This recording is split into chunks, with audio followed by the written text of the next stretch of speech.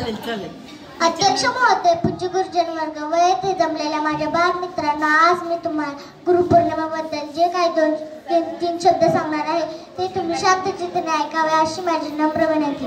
गुरुपौर्णिमा आषाढ पौर्णिमा अज्ञानाचा अंधकार दूर करून ज्ञानाच्या प्रकाशाची वाट दाखवणार गुरूंचे आदरपूर्वक पूजन करण्याचा हा दिवस। भारतीय संस्कृती असे मानते की ज्याला गुरु नाही त्याला गती नाही, म्हणून पहिला नमस्कार गुरुला करावा।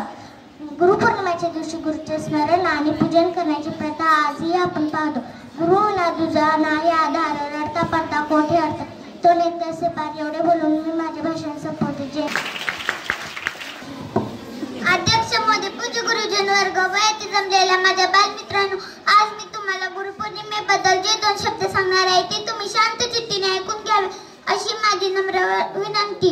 आषाढ महिना शुद्ध पौर्णिमा म्हणजेच गुरुपौर्णिमा। गुरुपौर्णिमेला व्यास पौर्णिमा देखील म्हणतात। ज्यांनी महाभारत पुराणे लिहिले त्या व्यास मुनींना वंदन करण्याचा हा दिवस। जेव्हा आपण जन्माला येतो तेव्हा आपला पहिला गुरु आई असते। ती आपल्याला बोलायला चालायला शिकवते। मग आपण शाळेत जातो तेव्हा आपला दुसरा गुरु शिक्षक असतात, ते आपल्याला वाचायला शिकवतात। एवढे बोलून मी माझे भाषण म्हटल्यापेक्षा कांबळे। अध्यक्ष महोदय, पूज्य गुरुजन वर्ग येथे जमलेल्या माझ्या बालमित्रांनो, आज मी तुम्हाला गुरुपौर्णिमा विषयी दोन शब्द सांगणार आहे। चंद्र न चुकता प्रकाश देतो, ढग न चुकता पाऊस देतो, हवा कोणत्याही भेदभाव न करता सर्वांना जिवंत ठेवते।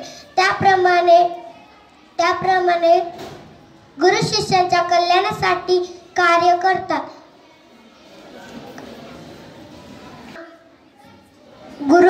गुरुविषयी आदर व्यक्त करण्याचा आजचा हा दिवस आहे। आपल्या भारतात रामायण महाभारत काळापासून चालत आली आहे। एकलव्याचे गुरुनिष्ठा पाहिलं की सर्वांचेच नम्र झाल्याशिवाय राहत नाही। गुरुपौर्णिमा ही गुरुर्ब्रह्मा गुरुर्विष्णू गुरुर्देव महेश ब्रह्म तस्मै श्री गुरु नमः। एवढे बोलून मी माझे भाषण संपवते। जय हिंद, जय भारत। अध्यक्ष महाशय, गुरुजन वर्ग व येथे जमलेल्या माझ्या बालमित्रांनो, आज मी तुम्हाला गुरुपौर्णिमेविषयी जे दोन शब्द सांगणार आहे ते तुम्ही शांतचित्ताने ऐकून घ्यावे अशी माझी नम्र विनंती। आषाढातील शुक्ल पक्ष गुरुपौर्णिमाला एवढंच बोलून मी माझी भाषण संपवते। गुरुपौर्णिमे